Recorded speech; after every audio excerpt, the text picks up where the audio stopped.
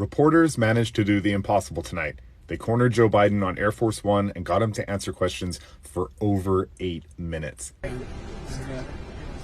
more to the hospital, sir? May I? Don't.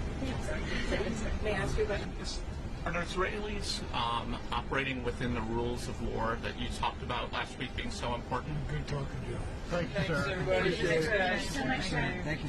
You have not seen anything like this before. Now, the media has done a good job to try to obscure this by cutting it up into little bits, but I have the full video here. This is a rare chance for the American people to see just how unfit and unqualified this man is to run American foreign policy. I don't know how to say this.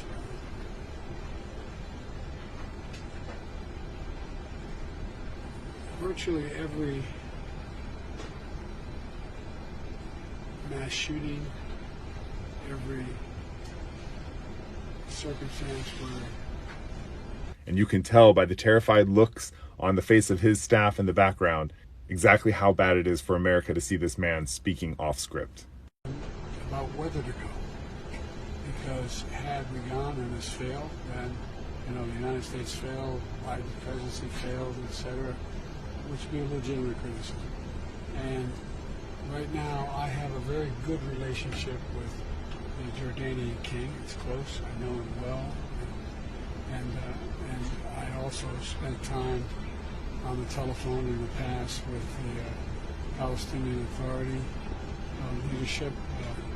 But they're all in a tough spot. No. Just over the last 5 years, 10 years. But we're putting all of them in a tough situation if we didn't get this done. And so it had to be, in my view, we either took all the blame or not put anybody else on the spot, or get it done. And I thought it was worth taking the chance to get it done. So you told him for quite a long time to work this out. Was he reluctant to do this? He was completely cooperative. Okay. I've had a decent relationship with him. He's got his own problems on other issues. He's got his entire border. There's wars going on every side of this country. So he was, I've known him a while. He was, fair to say, very cooperative. I mean, there was no, I thought I'd have to spend more time trying to convince him on the timing, but he still stepped up.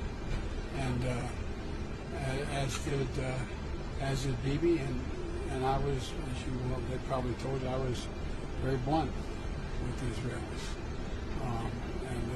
Because look, Israel has been badly victimized, but the truth is that if they have an opportunity to relieve the suffering of people who have nowhere to go, they're going to be, it's what they should do. And if they don't, they'll be held accountable in ways that may be unfair, but that's what we should. And my point to everyone is, look, if you have an opportunity to alleviate the pain, you should do it, period. And if you don't, you're going to lose credibility worldwide. And I think everyone understands that. What about getting people out? The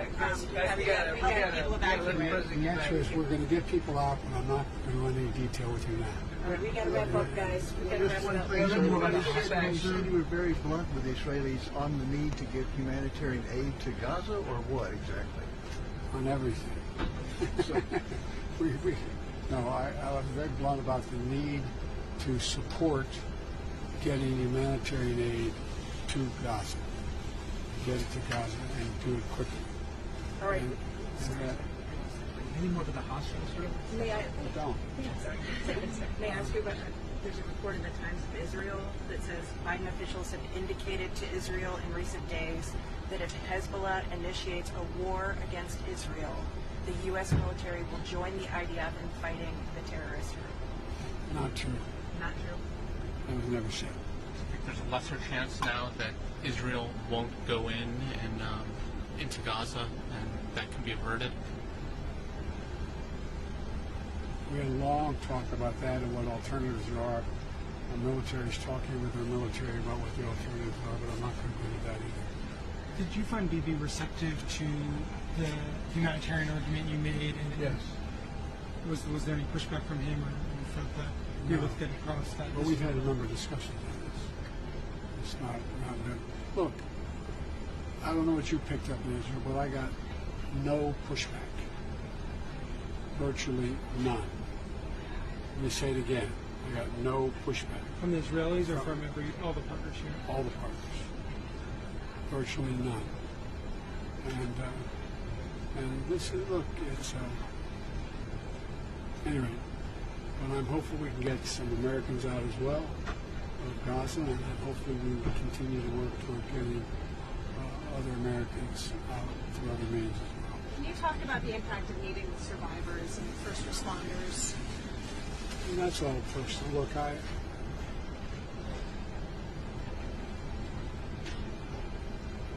spent an hour and a half, about 17 or 18 before. And I don't know how to say this.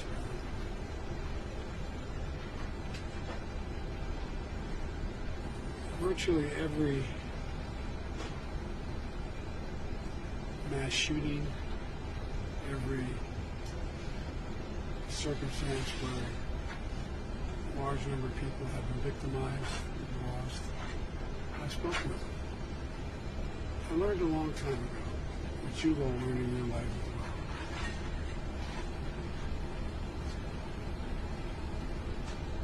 When someone's going through something that is beyond their comprehension, that they ever thought they'd have to go through, if they see someone who they think understands or maybe been through something, not the same, but similar, it gives them some sense of hope. And I always get criticized sometimes by my staff because when I go to these events, I stay for 3 and 4 hours and answer all their questions. But it matters. It matters a lot.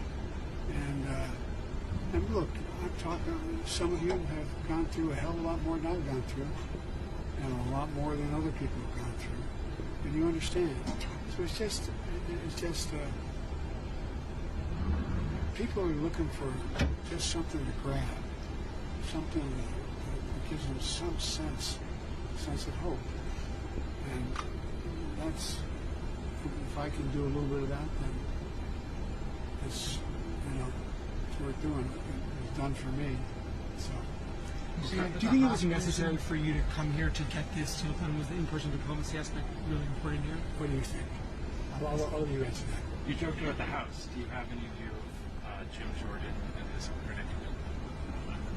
Do I have any what? Do you have a view of Jim Jordan's current predicament, unable to play the speech? I ache for him. No. Zero. None. Mr. President? You know, at the hospital, sir, people all over the region are upset about the hospital and don't necessarily believe you or the Israelis that they didn't have anything to do with it. Do you have a message to the people in the streets right now? Well, I can understand why in this circumstance they wouldn't believe. I can understand that. But I would not, you notice I don't say things like that unless I have faith in the source from which I've gotten it. Our Defense Department says it's highly unlikely that it was Israelis, but a different footprint, and they've intercepted some anyway. So that's why, if you notice, I didn't say it first. I wanted to make sure that I knew. And look, and I'm not suggesting that Hamas deliberately did it either. It's that old thing, gotta learn how to shoot straight.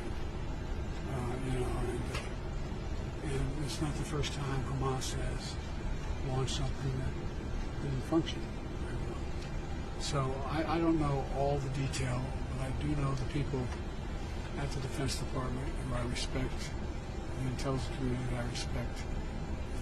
It's highly improbable that Israel did that. Mr. President, are the Israelis operating within the rules of war that you talked about last week being so important? Good talking to you. Thank you, sir. Thanks, everybody. Appreciate it. Thanks so much, Thank you, sir. Appreciate it.